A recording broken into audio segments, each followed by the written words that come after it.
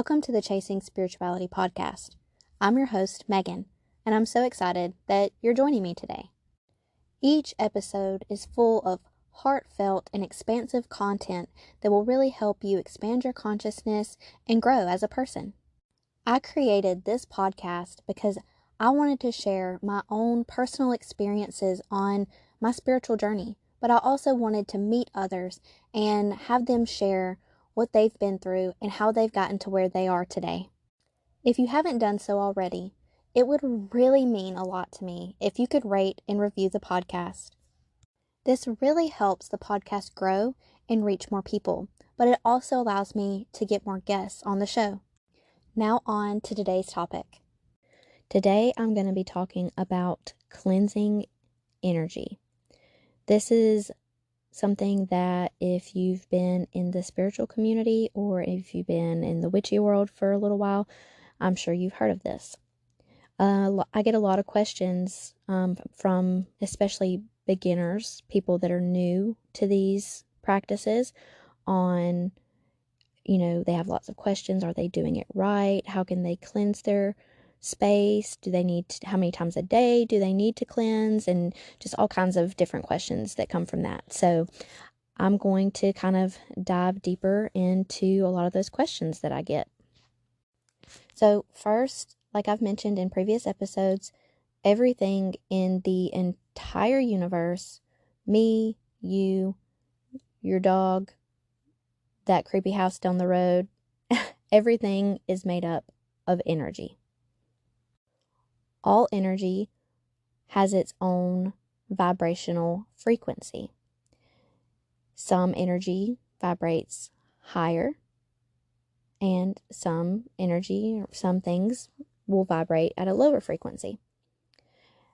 And typically, most people tend to want to be around higher vibrational things. You probably have heard people say that they want to raise or increase their vibration. You've probably heard of the term, good vibes, high vibes. This is because when you are vibrating at a higher frequency, your energy is at a higher frequency, you tend to attract more positive emotions, positive feelings, and things that tend to make you feel good. And that's because one of the highest vibrational frequency emotions that you can feel is love. So anything that is love and similar to it is going to be a higher vibration. In contrast to this, an emotion that vibrates at a much lower frequency is fear.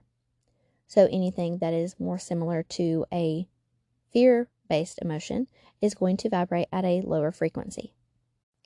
Well, because everything in the entire universe has a vibrational frequency and is made up of energy, when you just go through your normal day-to-day life, you are absorbing or picking up different energies, and you are also emitting your own energy.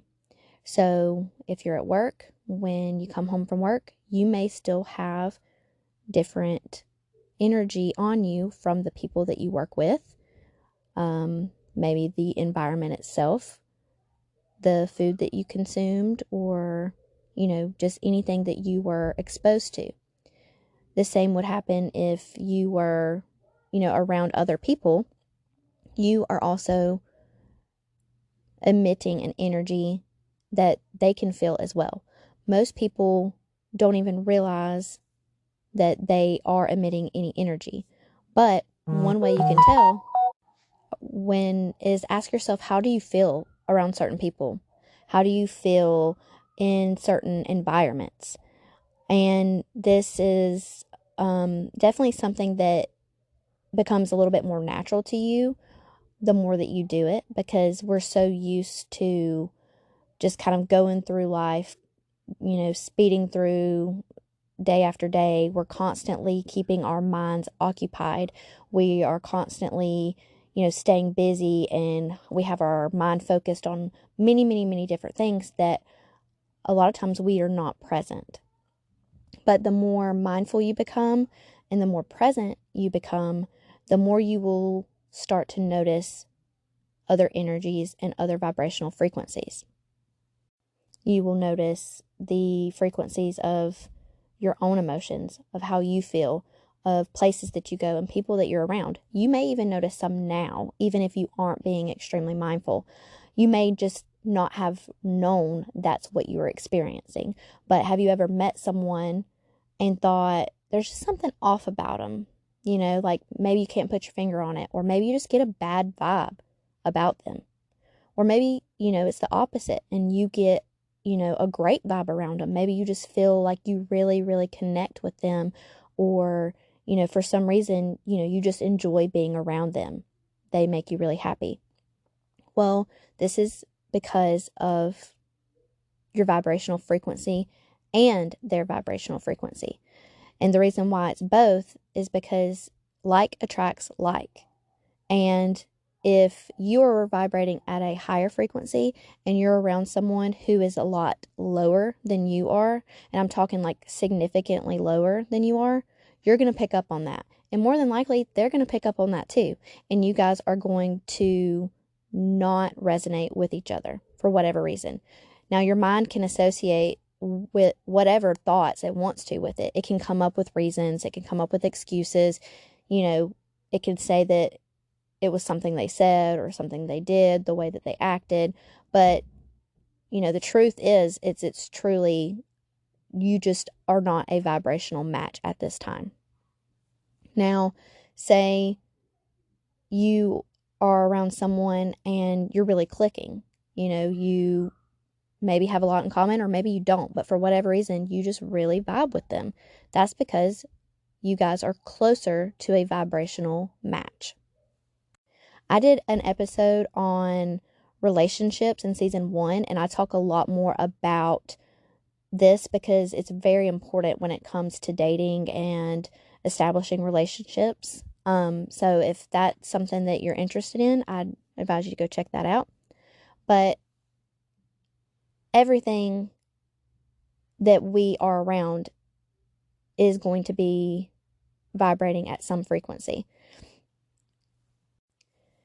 Mediums and psychics, when they are getting intuitive downloads or they're connecting with spirits, they are actually increasing their vibration. So what a medium does to be able to connect with these higher frequency beings, or maybe someone that considers themselves to be a channel, what they're doing, whether they're doing it consciously or unconsciously, most professional mediums know what they're doing, but there's people out there that connect with spirits. You may connect with the spirit and not really consider yourself a medium, but that's technically what you are. And the reason why it's called medium or mediumship is because you are raising your vibration, and the being or the entity, the spirit, is lowering their vibration. And you're meeting in the middle, which is why it's called mediumship. If you're around someone and maybe your vibration is a little bit higher than theirs and theirs is a little bit lower than yours, you may not feel quite as opposed to them as you would if someone was much, much lower. And oftentimes what will happen is if they're close enough but they're a little bit off, one person will either lower theirs or the other, or one person will raise theirs. So keep that in mind when you're around people and you're really trying to keep your vibe high. Maybe you're still trying to help people that you used to hang out with. You maybe have some people that you're still close with, even though you're changing and maybe you're growing and you're expanding, but they're not. If you can still tolerate to be around them to an extent, you can make them raise their vibration. They will change. You won't even have to do anything except for be present and continue to be yourself and continue to vibrate higher. You have to watch out because you don't want to make the opposite happen and let them, make you lower yours. So keep that in mind if, you're still hanging out with maybe old friends, old family members, and things like that. but you're on different paths, you can always be the influencer of the energy around you. Do not let someone else influence your vibrational frequency. So in the 1600s, there was a Dutch scientist, and he discovered that objects with different energy frequencies locked into a phase when they were placed in physical proximity to each other. He noticed that when he hung two pendulum clocks side by side on the wall, although the clocks started swaying at different rhythms, they soon moved into the same rhythm. This is the gradual shifting of vibration to lock into phase, and it's called entrainment. And it is a repeatable scientific phenomenon. So entrainment is happening all the time, all around you, with everything that exists.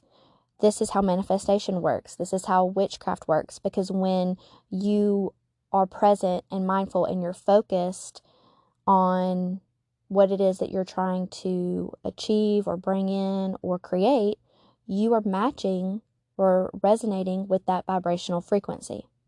So that's why they tell you, like, if you want to attract love, then you need to embody love. If you want to attract abundance, then you need to feel abundant and prosperous and wealthy. And this can be applied to anything that you want to bring into your life. If you are focusing on the opposite of those things, so you don't feel abundant, maybe, you lost your job, or, there's negative $3 in your bank account, I can see how, it might be a little difficult to feel abundant. But you have to retrain your mind. You have to get over those negative thinking patterns and learn to accept what it is and then overcome it by choosing how to feel. You can choose to feel abundant, even if it's harder at times to really see it within your bank account. Anyways, I've got tons of episodes on changing, your thinking habits and limiting beliefs and all that, so I'm not going to go into that anymore. So back into energy and cleansing. So since we are constantly coming in with other energetic frequencies, sometimes we get a little buildup, either of old energy, stagnant energy, stale energy, and then sometimes we're just exposed to energy that we don't want to be around anymore for whatever reason. It no longer serves us, or it's just not resonating with where we want to be at in life. So it is very good spiritual hygiene to get in a practice of cleansing not only yourself, but your space and spaces that you come in contact with regularly. And I'm going to tell you a few different ways that you can cleanse that hopefully you can start incorporating into your practice if you haven't already. So before I start talking about different ways you can cleanse, let's talk about the frequency in which you should cleanse. My personal belief is you should know when you need to cleanse. Take a second to ask yourself, how do you feel? How does the energy feel in your body? How do, your thoughts feel? Do they feel muddy and clouded, or do they feel clear and light? How does your space feel? Go into a room and sit there, stand there and close your eyes and just try to feel around. If it feels heavy, if it feels dense, then it's probably time to cleanse. If not, if it's not bothering you, if you can't pick up on anything that truly makes you feel like you need to, then I wouldn't worry about it. The only time I think that you should definitely cleanse is before you do big types of spell work and rituals. Because if you are really trying to create an energy. You're trying to create this atmosphere so that you can attract or bring in or create a certain, outcome. You want to make sure that there's nothing that will interfere with that energy that you're trying to create. And the best way to do that is to start with a clean slate. Start with fresh energy. And that's what cleansing is going to do. Cleansing is going to eliminate all energy. It's going to neutralize it. You may have a week where you personally feel like you need to cleanse every single day.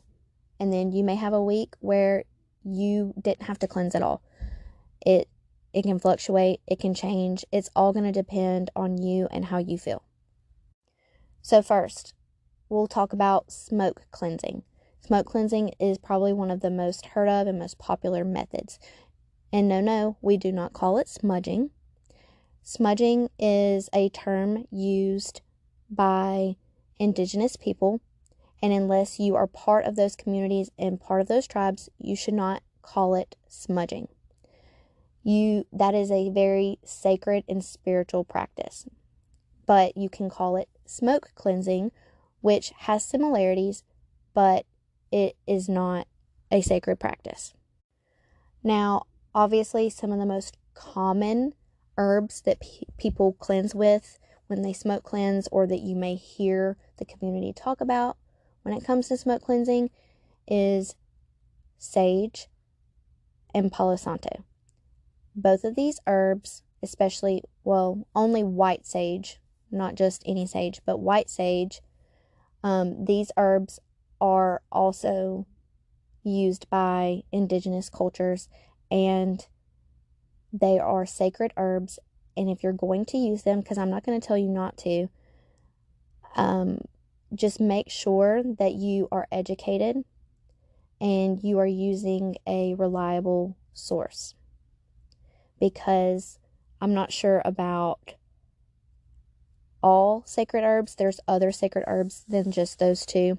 But I know that white sage is becoming endangered because it's being over harvested, and there is worry within these indigenous cultures that they may no longer be able to continue to have white sage and to grow white sage if this continues.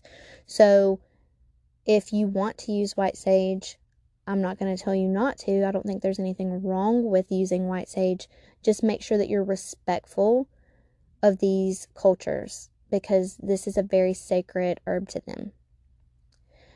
But there are tons of other herbs that you can smoke cleanse with. And in my opinion, you can smoke cleanse with any herb, with any kind of smoke. Because while there are different correspondences within herbalism and all of that, but your intention is what's really going to power what you're doing. That's what's really going to power your practice. So if you're intending to cleanse, you can cleanse with any herb. Some other herbs that I have found are common to cleanse with, especially for me in my own personal practice, that may be easier accessible, or you won't have to worry about, I guess the supplier and who you're getting it from and that sort of thing. Frankincense is a really good one. Lavender, mugwort. These are all herbs that I have cleansed with myself. I actually do enjoy herbalism, so I like to look at the meanings behind different herbs and what their correspondences are and that kind of thing. So if that's something that you're interested in, you can do the same. You can find a lot of information online and on Pinterest. You can just look up, say you're trying to bring in abundance or maybe protection. You can look up herbs for abundance, herbs for protection. You can try herbs used in witchcraft for abundance and things like that. You can just word it a little bit differently until you find exactly what it is that you're looking for. And I will probably do an episode in the future that talks more about herbal magic and using different herbs and flowers and plants and stuff like that in your own practice, because that's something that I definitely do a lot.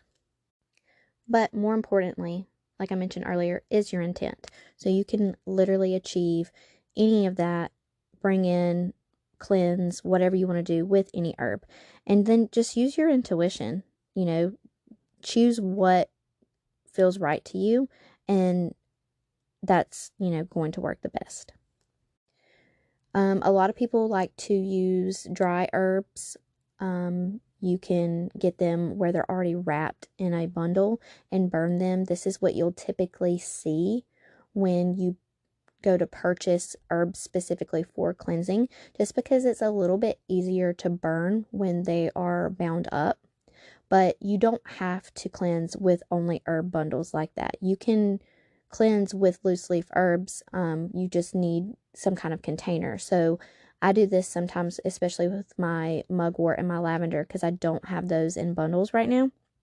So I have like a mini cast iron cauldron, and I will, mix my own blend of herbs in there, and I will light those on fire until they start to smoke, or if they do catch fire, then I just kind of, blow it out or smother it a little bit and use the smoke from that to cleanse. You can also use candles, and you can also use incense. You really just have to, choose what feels right to you. If you believe that you have to have white sage or mugwort, then that's probably what you should go with. If you are totally cool with the idea that you can cleanse with a jasmine incense, then by all means go with that as well. Okay, so another alternative that you can do that is not smoke but herbal, there are sprays out there. They have different blends of sprays that have different herbal, concoctions in them, and you can spray to cleanse those. These are usually called like cleansing sprays and things like that, and you can usually find them also in most herb types. Okay, so the next few things that you can consider using to cleanse with is going to be sunlight or moonlight.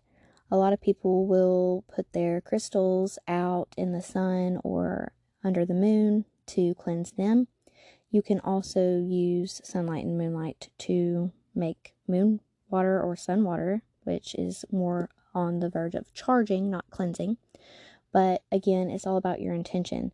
So since everything emits a vibrational frequency, you would just try to tap into the energy of the sun or the moon and set the intention of that light cleansing you, your space, your objects, whatever it is that you're trying to cleanse. Then another common thing that people cleanse with is sound. This one is really popular. You can use singing bowls. They have many different types out there. You can also use like Kashi chimes, and my personal favorite is a tuning fork, because sound releases a vibrational frequency as well, and you can make certain frequencies with these tools, or you can even find playlists like on Spotify and YouTube of frequencies that are meant for cleansing and clearing energy. Sound is very, very powerful and pretty much accessible to everyone, because most people have a phone nowadays, so you can easily just, download Spotify or YouTube and look up cleansing sound frequencies or cleansing music, and that's going to be a tool that you can use to cleanse yourself or cleanse your space or your home, your area. You can play it on the way to, your commute to work or school, and basically just cleanse the whole way there. I did an episode It's a few episodes back with Katish Haberfield, and she's a sound healer. So if you feel like you resonate with that sound energy and that healing energy of sound, that would be a really good episode for you to check out. Now, speaking how everything is made up of energy and has its own vibrational frequency, you can always cleanse with your own energy. I would say that this is probably going to be a little bit more advanced. A lot of beginners are not going to feel comfortable doing this yet. But I encourage you to, try, give it a shot, get familiar with tapping into your own energy and see what feels right with you and what resonates with you. If you are what needs to be cleansed, then it's probably not a good idea to cleanse with your own energy. But if you raise your vibration or are already vibrating at a higher state, then you can cleanse with your own energy. A lot of witches actually have a bell either close to where they practice or on their altar. And this is, some witches use it to cleanse the energy, but another thing that witches use it for is to more wake up the energy that is already there. And what I mean by that is, like I mentioned earlier, energy accumulates and it settles just like dust. So sometimes before a witch will cleanse her space, or before she, starts to practice her spell work or her witchcraft, or his or her, either one, before a witch practices its witchcraft, they will ring a bell to kind of reopen up that energy, to kind of give it a little shake so it's not quite as dusty anymore. But ringing a bell or wind chimes is actually a very common feng shui tool, and it is said that it literally vibrates the negative energies into alignment, creating a positive flow of energy. So this is the easiest way to definitely clear any kind of stagnant, stale, or negative energy that has accumulated in your home. Salt is a really good purifier and cleanser. You can use this in many different ways. If you're trying to cleanse yourself, you can do some kind of saltwater bath. If you're doing some kind of cleansing spell, obviously you can use salt within that spell. You can, make like a salt scrub. It's really kind of just, up to you on whatever feels right to you. You can, lay out salt, maybe put salt on your window sills. I've heard of people putting salt at their doorways. I actually have a salt rock lamp that I keep in my bedroom, and I can feel a huge difference since I've had it in there. And the last tool that I want to talk about that you can use to cleanse is crystals. Crystals are very, very, popular in witchcraft, the witchy community, spiritual community, and for really good reason, because each crystal has its own vibrational frequency. And when we carry that around with us, or we put that in our home, we can attract and absorb that energy. And if you set an intention with it, it will make it even more powerful. So there are many crystals out there that you could use just, for really anything that you're wanting to bring in, or anything that you want to kind of match vibrationally with. But there are also specific crystals that are really good for cleansing. Now, I'm not going to go too deep into crystals because that's going to have to be like a whole nother episode, but just a few that are really good to probably keep around for cleansing purposes. Strictly for cleansing purposes, like if that's what your main goal is for choosing a crystal, hands down, selenite. It is the ultimate purifier, and it never has to be cleansed or charged. It constantly is absorbing negative energy and transmuting it into neutral or positive energy. This is why you'll see a lot of charging plates and things like that of selenite, because people will actually use these plates to charge their other crystals or their other altar items. Another one that is very similar is kyanite. Kyanite also never has to be cleansed.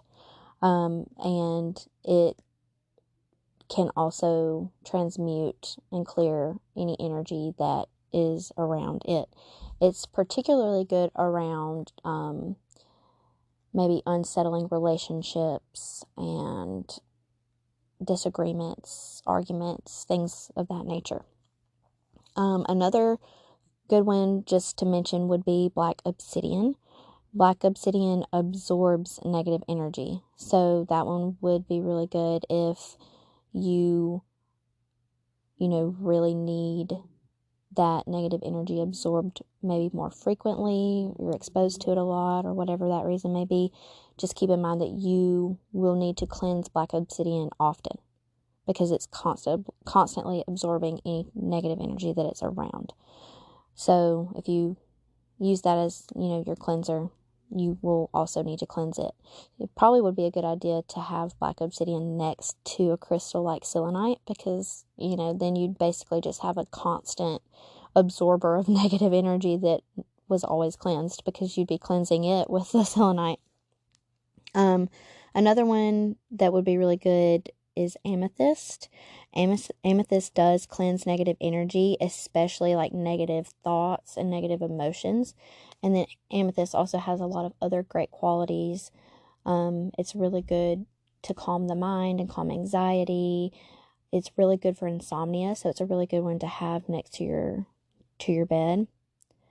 And the last one that I want to talk about is citrine. Citrine is a very, very high vibe, positive energy producing crystal. It produces a lot of just really high vibrational frequencies, a lot of positivity and happiness and abundance and love. So that one is just going to constantly radiate that energy until it needs to be cleansed, and it would be a good one to have around as well. But in my opinion, you really couldn't go wrong with any crystal. Any crystal is going to more than likely overpower the types of energy that you're trying to, to get rid of, or you're trying to cleanse. So as long as your crystal is cleansed, and as long as you are setting your powerful intentions, you can use any crystal that you have to help you cleanse your tools, your space, yourself, or whatever it is that you're trying to cleanse. All right. Well, that's all I can really think of as far as most popular methods of cleansing. I'm sure I'll probably think of one later, because that seems to always happen to me. I swear, every time I record an episode, it'll be like a few hours later or the next day, and I'm like, oh, wait, you forgot to talk about this. I'm pretty sure I did it with the last episode I recorded. But those are the most popular ways. If you have any questions about those, feel free to reach out to me on social media or send me an email. I'm going to post a question to this episode on Spotify. I'm going to, at least I know that it comes through on Spotify. It might come through on some of the other platforms as well. But I'm going to ask everyone what their favorite method of cleansing is, or what method of cleansing they resonate with the most and want to try next. Or if I didn't mention a cleansing method that you use or that you're interested in, you can answer it that way. But before I go, I want to shout out a couple places that you can get really good quality crystals. If you just want to kind of browse a variety of crystals, maybe pick one here and there, I really recommend an Etsy shop that I purchased from. The Etsy shop is Delphine Callagher Art. Delphine is Delphine, and Callagher is Callegher. and then art. I purchased several crystals from her over the holidays, and they were amazing. I mean, I opened the box and I could just feel the positive energy of happiness and love radiating out of it. Not to mention, the crystals were amazing quality, really good size, and she gave me a bunch of free ones as well. I got a lot of selenite from her because I want to start collecting selenite sticks, and I'm gonna start placing them throughout my house. I've got a bunch that I keep in my windowsills. I've got one that I keep at work, one that I've got in my car. So check out her shop if you don't already have a crystal supplier. And if you're local to me, the shop that I do readings out of, Sky Apothecary, they're a full metaphysical shop, and they have tons of crystals and other cleansing tools and things like that you may need. But they also do Facebook Lives every week where they show their newly stocked items, and that normally includes a lot of crystals. So if you're local to me, which I am south of Birmingham, you can go to that shop and purchase crystals and your other cleansing tools and things like that you may need. But you could also follow them on Facebook at Sky Apothecary, and they will ship anything that you purchase during your live. And that is Sky, SKYE Apothecary. So feel free to follow them over there. They're also on TikTok, and I'll see you guys on the next one. Thank you so much for joining me today. If you enjoyed this episode, please share it with someone you love. And it would mean so much to me if you could rate, review, and subscribe so that the podcast can reach and assist more people. Until next time, I'm sending you so much love.